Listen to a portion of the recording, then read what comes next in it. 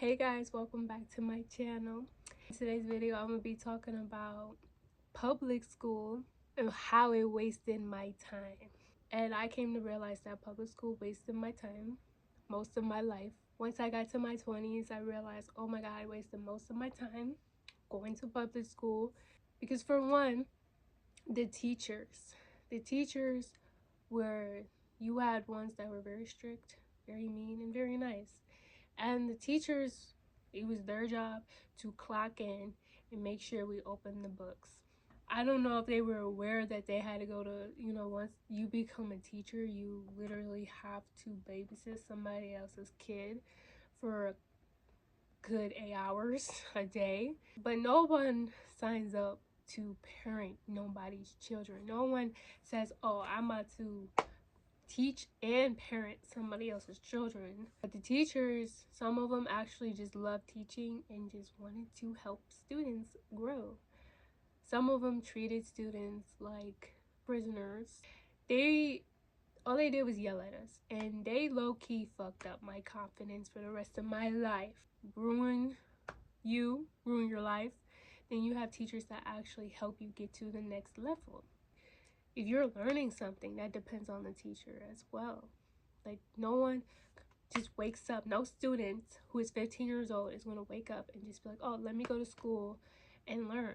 No, I would think students are literally the customers, like, and teachers are the sellers. Like, come on, like, are you selling me some good education? Are you giving me good services for my time being here? No, all you're doing is wasting my time. There are students in classes that are disruptive and don't sit down or shut up because they have ADHD or they just weren't raised right, and you don't know where these kids is from.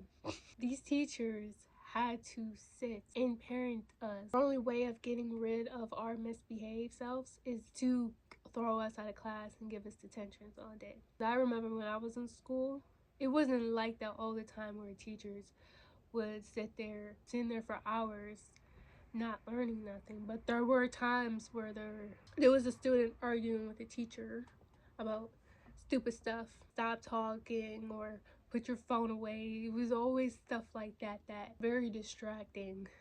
But teachers always had fought for them to be comfortable with teaching, and students don't actually make it comfortable for teaching, and that's why they be latching out at us students, and that's why they be just going crazy on students, because we don't be giving them the space to teach, and they get frustrated about that. But there are good teachers out there that students are actually real comfortable with. But I do believe that some teachers that were more nicer were more easier to learn from than the teachers that were more meaner. I was not comfortable in classes with teachers that were mean, that was always in a bad mood and just wanted to give students detention all day. I mean, if I was a teacher, get out of my class, because I don't have time to be coming into work and I have to deal with somebody's bad child. Like, get out of my class so I can continue to teach. Like, too disruptive. There's those teachers for you. I know it's this point where I don't know if this was a district thing, like a school district thing, or it was a state thing. I don't know what was going on in this period, but all I know is moving around in different systems. They were moving students from different areas and different locations and putting them in this school and that school, because this school renovating, they were reinventing I can't say it, they were renovating a new school for these kids. So they put all these kids in one school. The hallways were packed. It wasn't too hard getting into class, but you kind of did have to like go through crowds of people to get to class if it was all the way on the other side of school or all the way on the third floor. But it wasn't as bad to have all these kids there, but it wasn't as bad finding a place to sit with anybody. But also, it could have been hard to find a place to sit if you came to lunch real late, because it was just filled with seats everywhere and kids everywhere. And then they had multiple lunch periods because it was bigger crowds of kids. So it wasn't like all the kids in the entire school went to go have lunch. It was these part of kids that went to go have lunch. And then the next group of kids went to go have lunch, and then the next group of kids to have lunch. It was just different periods of kids. And then they had to divide all the kids in different sections because all kids can't be in the same room. There was already 30 in one class, and there was already 45 in this, and then there's 15 in that one. Like, they lived in different areas. They had to take school buses and RTA buses. Public buses plus school buses. The school buses are understandable because that's a school bus, but the RTA bus did not make sense to me. It didn't make sense to me because it's too public to be putting your child on. I mean, yeah, public school and public transportation, that makes total sense. But let's not forget about the safety of our children. Like, I mean, public buses. A crackhead could get, like, enter the bus. Serial killer could enter the bus. A drunk person could enter the bus. Some crazy hobo could enter the bus. I don't know. Anybody can enter the bus if they have a bus pass and $5. They don't look at it as a problem because your child is a teenager. And if your child is in middle school, because when I was in middle school and elementary school, it was either you walk with your parents or take the school bus or get a ride. But they definitely had us on a school bus.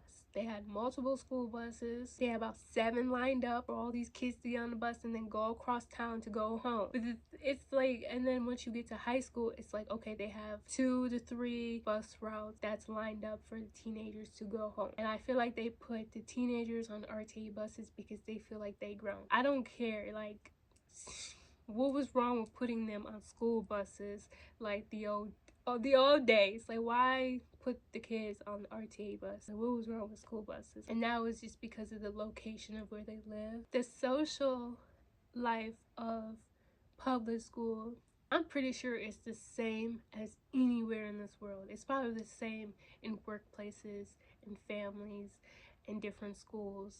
It's, of course, drama. But public schools, there's more and more gossiping, fights, and arguments because there's more kids. I mean, there was kids that I never really heard of. Like, oh, we went to high school together. I didn't know that. There was so many people there. But there was more problem, but it was fights every day. But definitely social media came in the picture.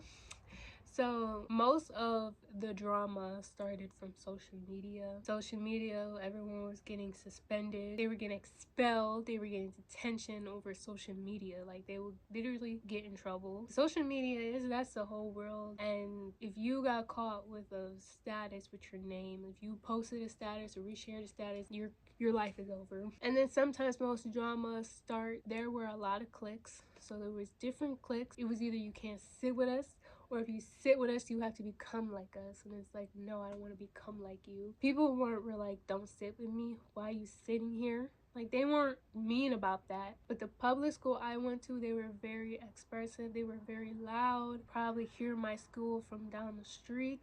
That's how loud it was. Middle school and elementary school wasn't as bad as high school. High school was the worst with all these schools. But that's all I had to really say about public school. Public school was just, from when I went to, that was all. Like, everything I said in the video was literally everything I went through in high school, what I've experienced in public school. There is a lot more to say. Just realize that public school, it's not bad. It could be better, because not everybody could afford fancy schools and private schools, and they don't make it easy for people to afford those schools. They make it hard for us. They don't make school that affordable. So all we have left is public school. Public school is all we have left, unless your child gets lucky enough to go to a real fancy school, but that really depends on their effort and how much they put into their school system. The student is only successful if they want to be successful, and if they have a good mentor or teacher to push them to be better. And then the parents, they don't know their child's potential until the teacher tells them. But sometimes the reason why students be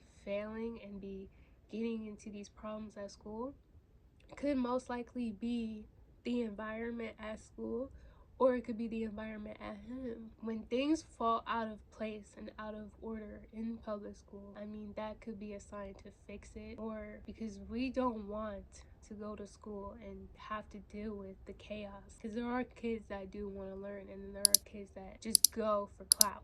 Like, you just show up to school for clout at this point. You don't show up because you want to get an A. You show up for clout.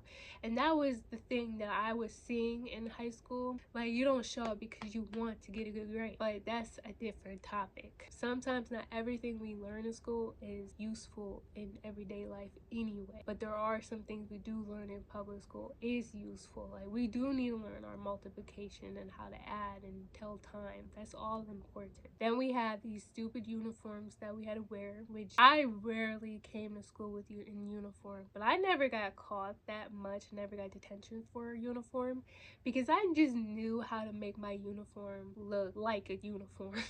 I used to get my clothes from anywhere at the mall, anywhere in the stores, and I made sure that that shit kind of looked like a school shirt. You just had to get a collar, just some pants. A lot of girls wear leggings. I don't know, like back in the day, they got away with leggings and yoga pants. They used to be strict about us having yoga pants, but it's like at the same time, they're black pants and they wouldn't even make a difference. But like, the whole point was just go find clothes that look the same, and you couldn't really tell the difference because they're not about to be looking at you up and down like that. But they was looking for color, white, and it was just a blouse. I mean, it was passable for some people maybe, but I just never really wore a uniform like that. My uniform was just always similar to what they expected. Like, you definitely walk in the door and got detention because you're not wearing the shirt, you're not wearing the pants that you're supposed to, and then you got to turn around and go right back home and put another shirt on or wear the raggedy ass shirt that they have in their closet. But that's public school for you. But that's all I can say about public school. But I really do feel like I probably wasted most of my life in public school because I started from 5 years old to basically 18. You basically are in school majority of your life. And then you realize as an adult that you didn't really do the things you wanted to do as a child. You don't have any memories from when you were a kid because you only had Saturday and Sunday off of school. So that's really hard to remember. Then Monday through Friday, you was in school. It was very hard to remember your childhood when most of it was going to school. That was all the public school chaos that I've ever witnessed. But if you're in public school, it's okay. You just have to really just move through the chaos and get through the problems. I mean, there are some people who actually do homeschool. They just stay home and homeschool, but they also care about friends. I mean, you only need one real friend anyway. But that's it for this video. I'll see you